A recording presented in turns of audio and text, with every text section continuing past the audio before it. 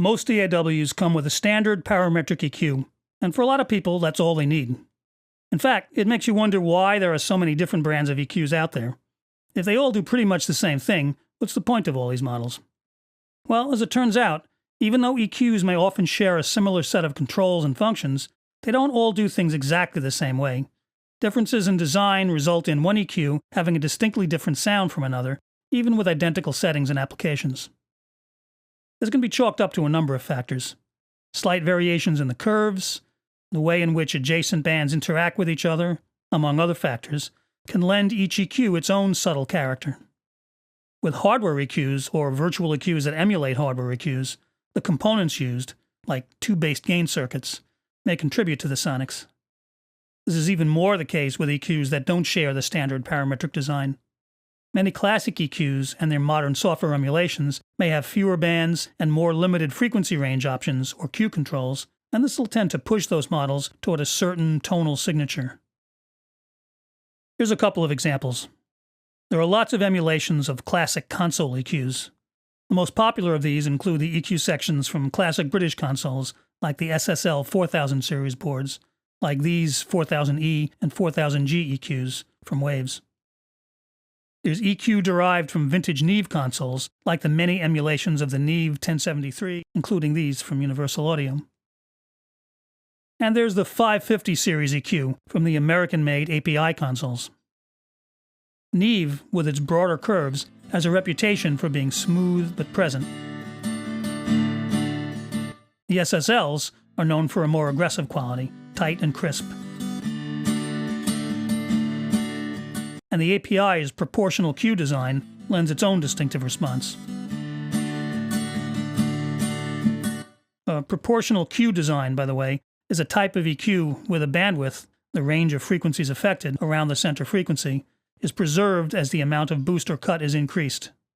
Due to the way EQ bandwidth works in a standard Q design, the band widens as more gain, positive or negative, is applied.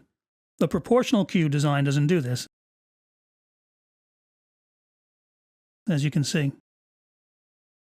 As a result, larger boosts and cuts will sound different, even if all other aspects are the same, which they probably aren't anyway.